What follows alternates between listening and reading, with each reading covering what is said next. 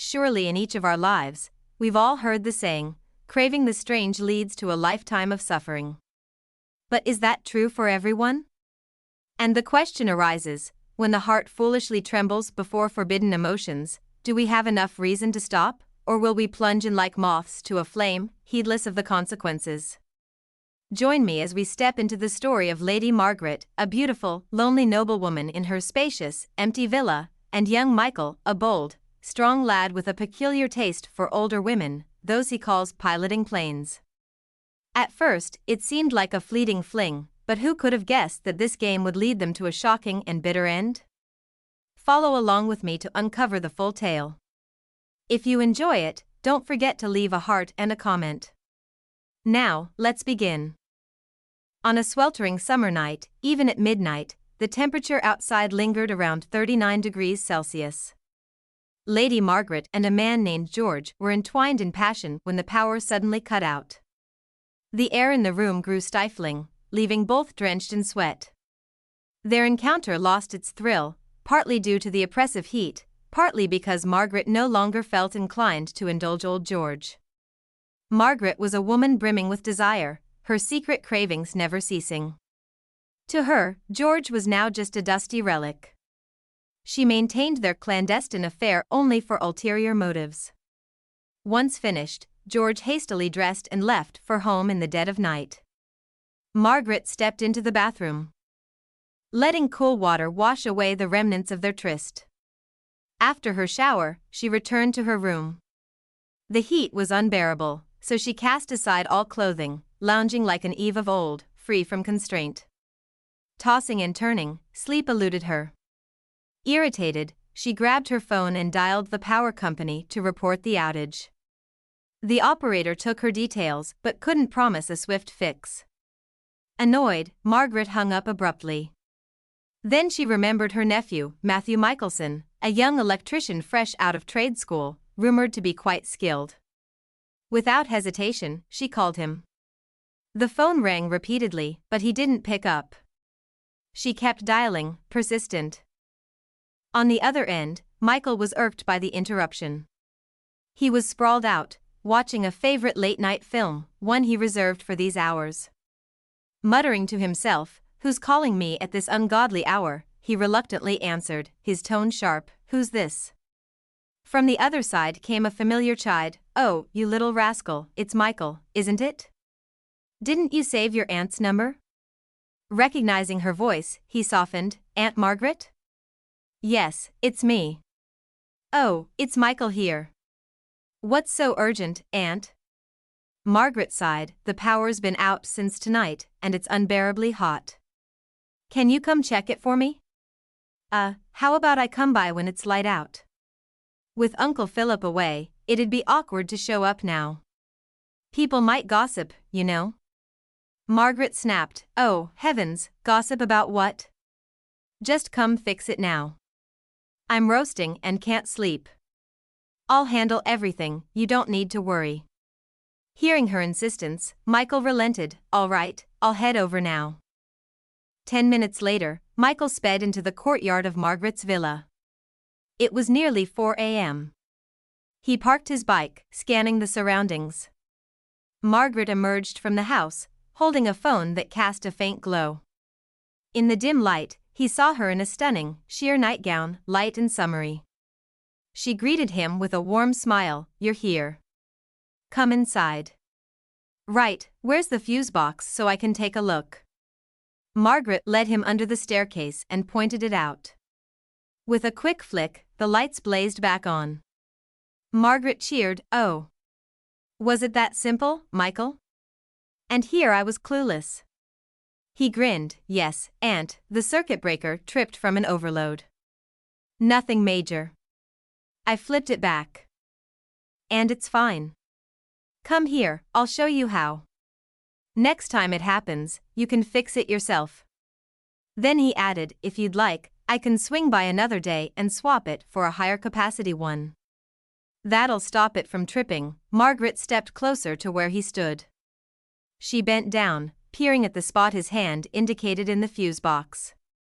Her loose nightgown unintentionally revealed her most enticing features. The restored light made everything vivid. Standing beside her, Michael's eyes darted, captivated. He stole glances at the paradise before him, his heart racing. Margaret suddenly realized her exposure. She flinched but didn't rush to cover up. That accidental moment planted forbidden dreams in his mind. Michael, 23 and unmarried, was no stranger to women. Bold and seasoned in bed, he'd had flings in school and later slept with lonely housewives during his electrical jobs. Looking at Margaret now, he smirked and teased, "You're awfully comfortable, Aunt. I've seen everything." Margaret blushed but quickly regained composure. "Oh, you rogue, I'm alone here, and it's so hot, I dress like this for comfort. No harm done. I hate feeling confined, you know." His curiosity piqued. Michael thought, "I forgot, Aunt Margaret's always been a free spirit." Seeing him linger, she said, "Put your tools away and come have a cool drink. Stay for breakfast too." He nodded, following her to the living room. The villa's grandeur struck him, modern furniture, airy space, like a dream. "Wow, Uncle and Aunt are loaded," he exclaimed, eyeing the plush sofa, crystal chandelier, and pricey artwork. He knew Uncle Philip, Margaret's husband, was off on a business trip. A CEO of a major London firm, Philip rarely came home. Rumor had it he had a mistress and plenty of young admirers there. Once, Philip adored Margaret, but after relatives tipped him off, he hired a detective and caught her with the local council chairman at a motel. Since then, he'd grown cold. Their marriage now hung by the thread of their two grown sons, both working with Philip in London. Michael hadn't visited in ages, aware of the family drama. Lost in thought, he jolted when Margaret handed him a cold drink. "Here, Michael, drink up." Noticing his sweat, she asked, "Why so sweaty this early? Want a cold beer instead?" A beer lover, Michael grinned and nodded. Soon, she brought out chilled cans and peanuts. "Sip these while I whip up breakfast." He popped a can, savoring the music from a speaker in the corner. Moments later, she served 2 steaming bowls of beef stew, a European twist on the original dish. The aroma made him salivate. Seeing empty cans strewn about, Margaret gasped, "Goodness, nearly 10 beers this early?" His face flushed. "They're too good, Aunt. I saved you one." She laughed. "All right, I'll join you." They clinked cans and dug into the stew. Michael stole glances as her nightgown slipped with each lean, revealing her allure. Caught staring, he ducked back to his bowl. Margaret knew his thoughts, and she'd been sizing him up too. Tall, rugged, and tan, he intrigued her. Rarely around manual laborers, his raw vigor stirred her. Suddenly, she asked, "Do you have a girlfriend, Michael?" He chuckled, "Me? Had one, but she left me for a rich guy, Aunt." Intrigued, Margaret probed further. Learning his ex chose wealth, she relaxed. "What about now? Want me to set you up? Plenty of pretty young girls around." He shook his head, grinning, "I'm too broke for them. Besides, I don't like young women, I prefer older ones. They're richer in flavor. Young ones are too whiny for me." Margaret froze, then smirked inwardly. He really does fancy older women.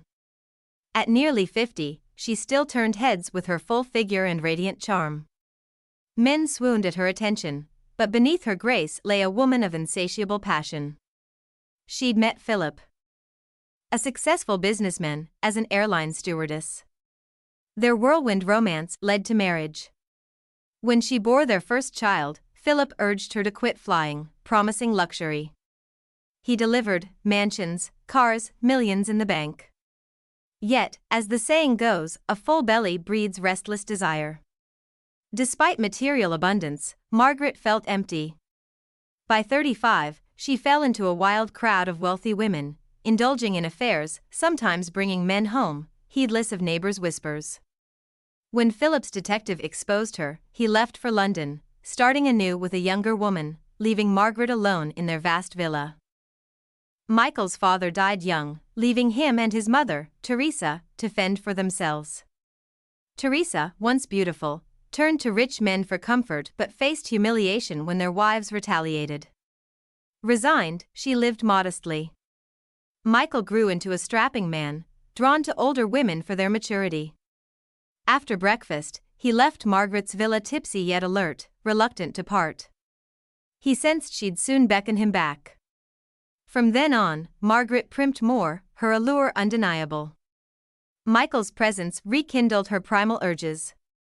Days later, she called, "Michael, come replace that breaker you mentioned." He replied, "Sure, Aunt, but I'll come by tonight, I'm at a site now." Her tone teased. "Fine, stay for dinner too." He grinned, "What's on the menu?" She just giggled and hung up. That evening, Michael arrived in sweaty work clothes. Margaret greeted him, "Hot out there, huh? Tired?" "Not at all, Aunt. I've got stamina, youth, you know." He grabbed his tools and fixed the breaker, sweating profusely. Margaret fanned him, intoxicated by his musk, a new sensation after years with polished men. "Done, Aunt," he said, turning with a smile. "Why were you staring?" Flustered, she fetched a beer. "Drink this, then we'll eat." He gulped it down. "I'll shower at home and return." She handed him Philip's old designer shorts. "Use these, still good." "Shower here." He took them. Heading to the bathroom. Peeking through the keyhole, Margaret marveled at his physique, her fantasies soaring. "Michael, hurry up," she called. "Come in, Aunt, I'm done," he replied. Emerging in Philip's shorts, he stunned her. "Clothes make the man," she mused, longing for his attention. Their flirtation escalated.